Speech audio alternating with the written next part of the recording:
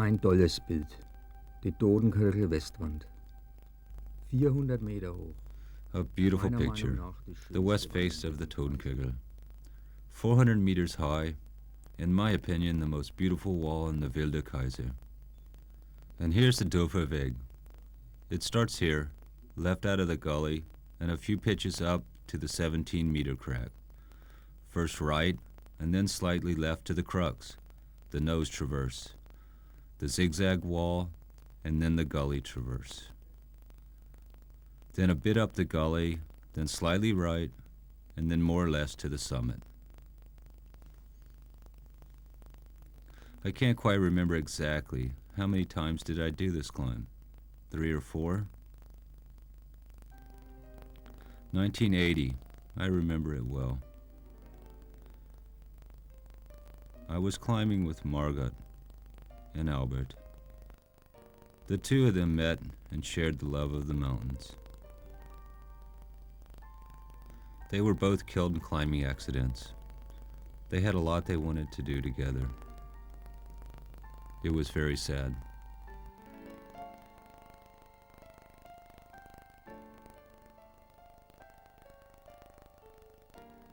But back to the time when they were alive. Albert was in top form, and he wants to be the first to climb the Dauphin Red Point. Red Point, or free climbing, means climbing without any aid. The 70s were the beginning of the free climbing scene. Somebody saw an American climbing in this style and copied him. After that, even the small crags were enough. The climbers didn't need the mountains anymore. Albert also got into free climbing, and he was one of the climbers that wanted to bring this style of climbing to the mountains.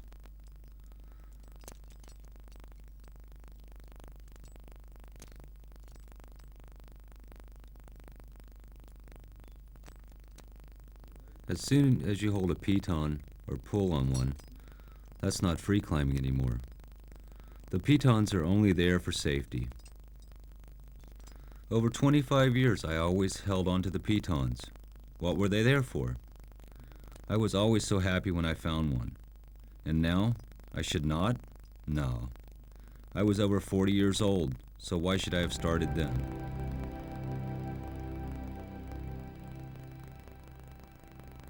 "1954. How quick the time goes by.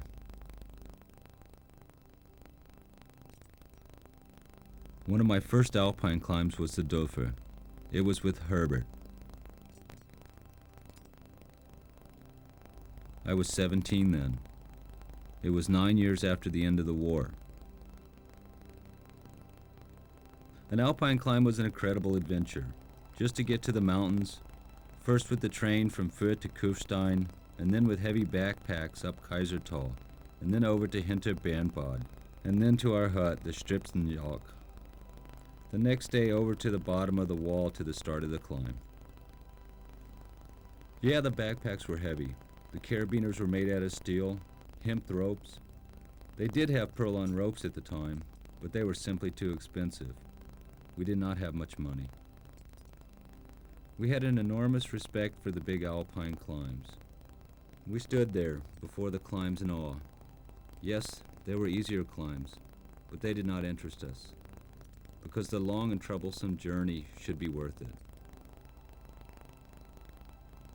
We learned to climb in the Fränkische Schweiz, and we know that if you can climb 510 in the Franconian, you can climb 510 in the mountains. It's the same. It's the exposure you have to deal with. There were some who could do all the climbs in the sport climbing areas, but in the mountains, they were not very good. It was the opposite for me. The mountains always stimulated me. I was never good in the Franconian.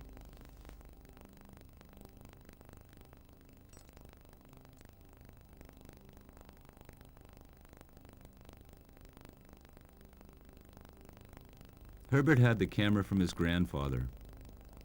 That was a real piece of equipment. It was important for us. We needed some pictures so that we could show the club what we had done in the Wilde Kaiser. At that time, we wore heavy mountain boots to the start of the climb, and then we put on our lightweight climbing shoes. The climbing shoes were made of suede leather with rubber soles. Only the glue wasn't as good as it is today. And by Herbert's shoes, the sole came off after a short period of time. He tied the sole on with hemp rope, and I still wonder how it managed to stay tied.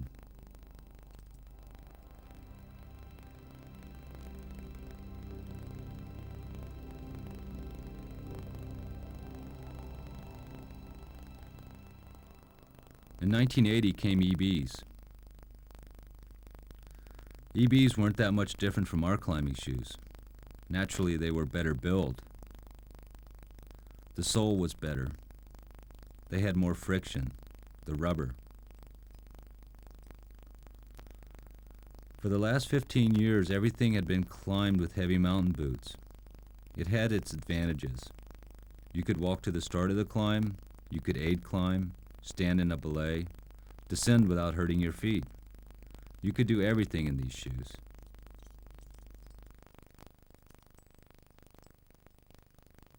And now we're 200 meters up, and Albert still hasn't pulled on the pitons.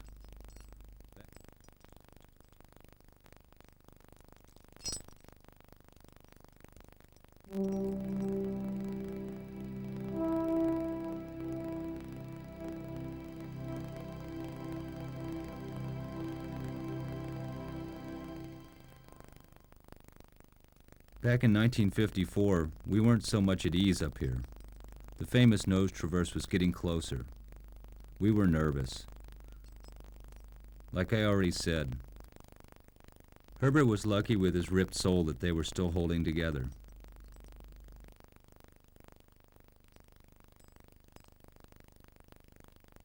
The closer we got to the nose traverse, the calmer we became. We had butterflies in our stomach. Everything we'd already heard about the traverse. Extremely difficult, skilled rope techniques, a rappel. Herbert got his camera ready so that he wouldn't have to spend much time fiddling with it later. And then we got started. In the Franconian, we only climbed traverse routes so that we would be prepared. But there's a really big difference between 30 meters from the ground or here in the Kaiser, 200 meters above the start. The best thing is not to look down.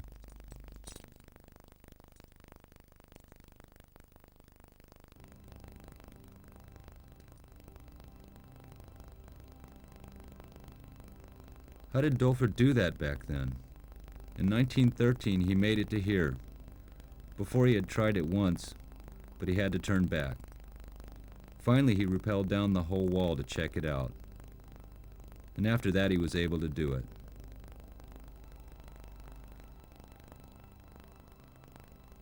His climbing partner was Willy van Redwitz. The two spoke formally to each other. That's a hard thing to imagine. We made it to the rappel. We had a second rope with us, and off we went. After a few meters, you have to gingerly make your way to the left. Back then, it didn't matter how you got there. The most important thing was you got there.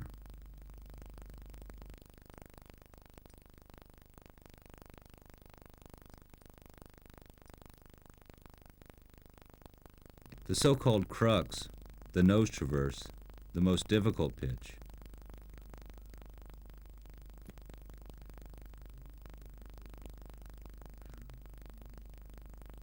You have so much to do, you forget about the butterflies in your stomach.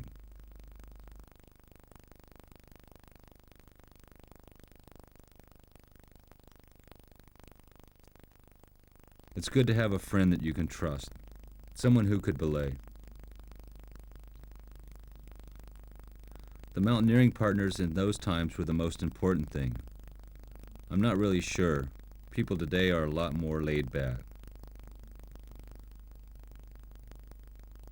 I don't know how, but somehow I managed the nose traverse. I made it to the belay and fixed the rope for Herbert. First, Herbert took a drink from the bottle and then started.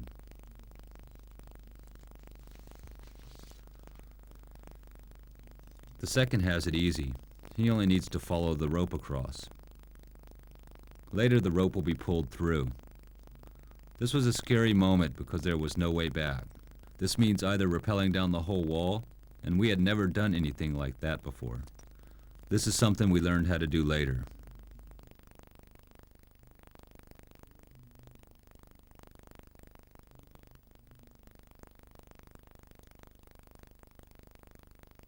At this time, for us, there was only up. Start at the bottom and stop at the top. That was our motto.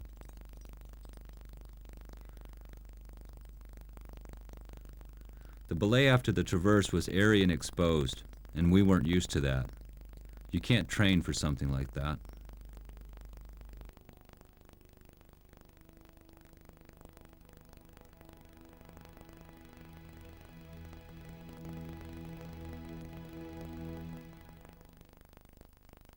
"1980, 26 years later, it looks completely different, not only because the clothes become more colorful.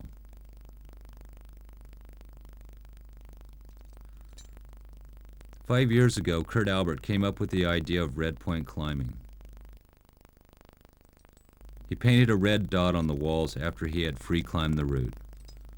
This style of climbing developed very quickly.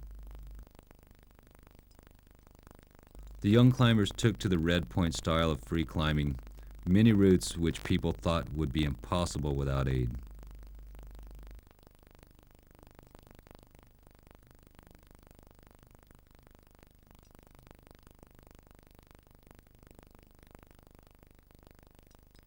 The climbers had become better and better, and the difficulties had risen to 511, 512, 513, yes, even to 514.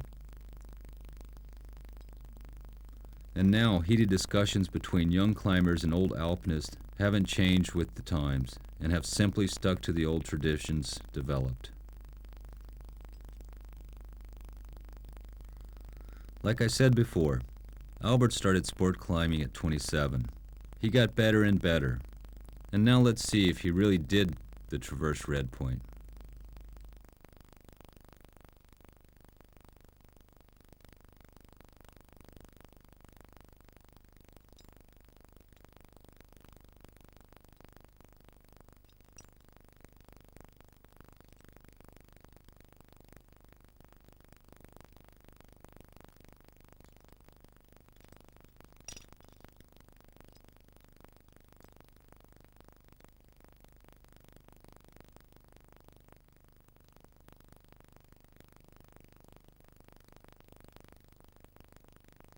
Well done. For decades we thought the traverse could only be done with aid. What do you think Dulfer would have said about that? I bet he couldn't even dream of that. Who was Dulfer anyways? I only know that he was a music student, and in those times he developed the piton technique. He was the founder of aid traverses. Dulfer said, for instance, if you can't go any further, then simply traverse. It's crazy. Back then, the young climbers developed the piton techniques, and the old mountaineers were the free climbers. Now it's the other way around. Free climbing is in again.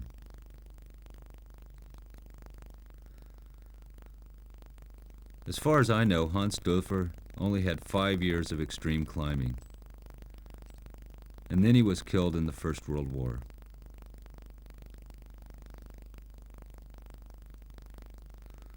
So, Albert completed the most difficult section. There are still a few more difficult sections to come, the zigzag wall and the gully traverse.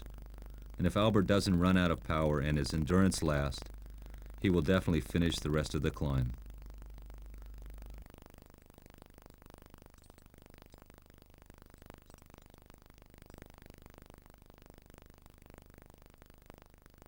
And now Margot follows the pitch. Margot was a very good free climber and got better and better.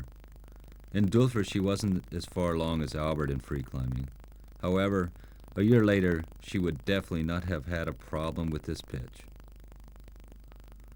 Margot is climbing the traverse using a special rope technique.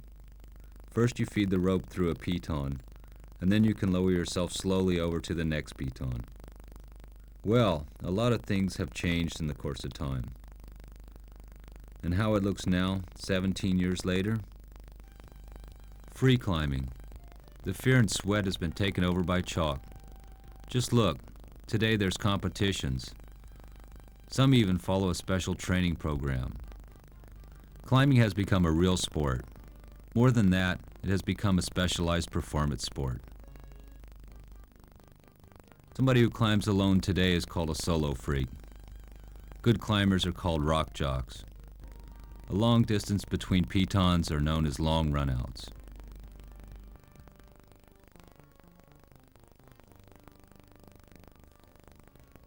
I don't think this is my world anymore.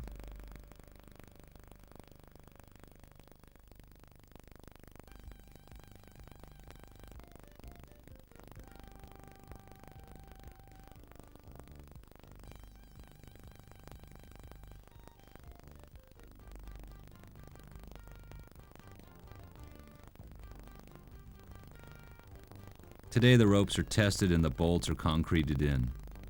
The climbing shoes have unbelievable friction.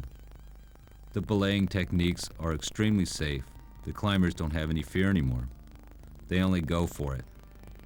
And today they push the extreme limits.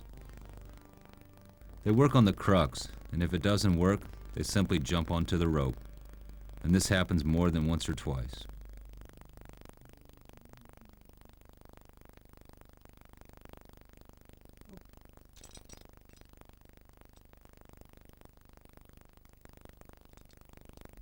Back then, we would have never fallen, and especially not in the mountains.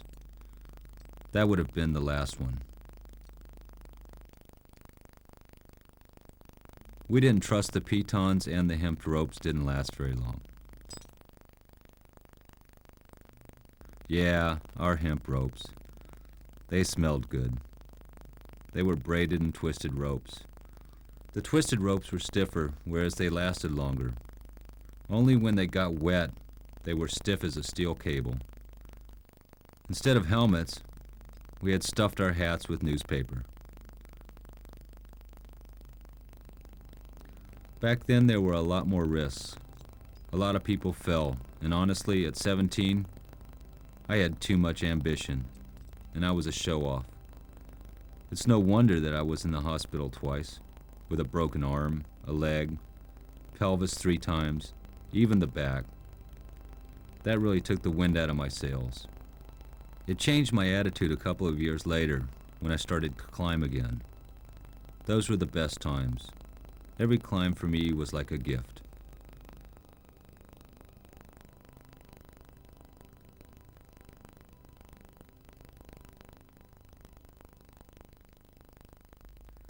And now we are at the Gully Traverse, the second crux, and I must give Albert respect. Where Margot and I hang on the piton in the rope, Albert simply free climbed it.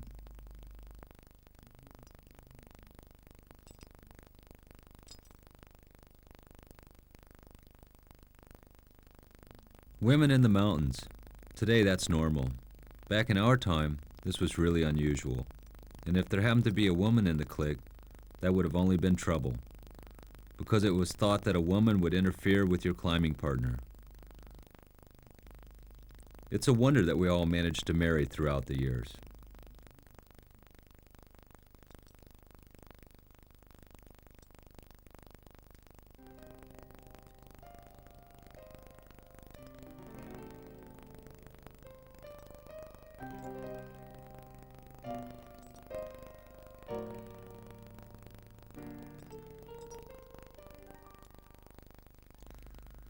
Albert reached the exit cracks, and now it's easier. The cracks are not that simple, and they should not be underestimated. And for me, it's clear that Albert made the first red point ascent of the Dauphin.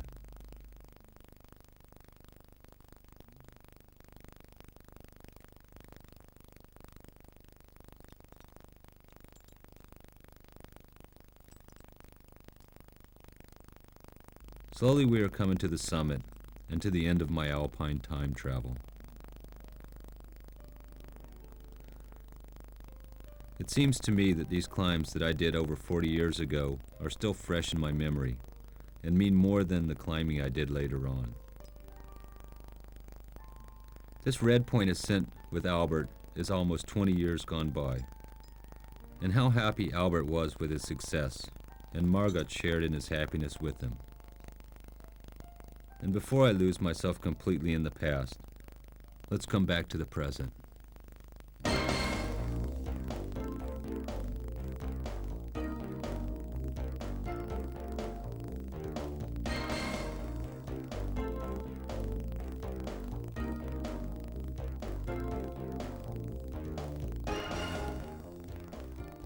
What the climbers are doing today is incredible.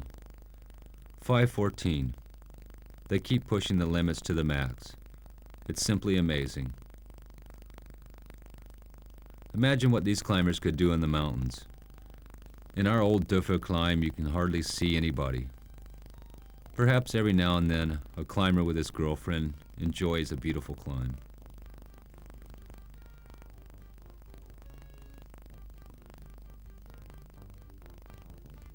Hell, things have changed. I don't want to grieve for the past. Young climbers are building their own past, and one day they too will remember the good old days. And possibly then, aid climbing will again become the sport.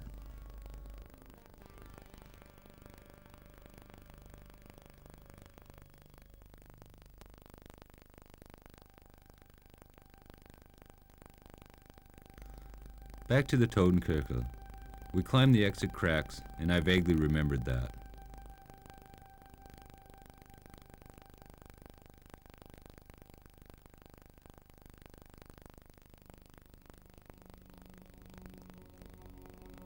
Soon I'm retiring. I can't believe it.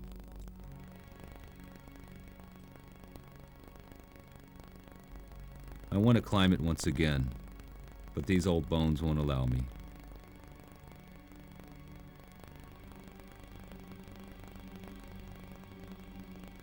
And now, the Totenkirchl is out of my reach. But anyways, I have my memories, and there's a lot of other beautiful things in the world.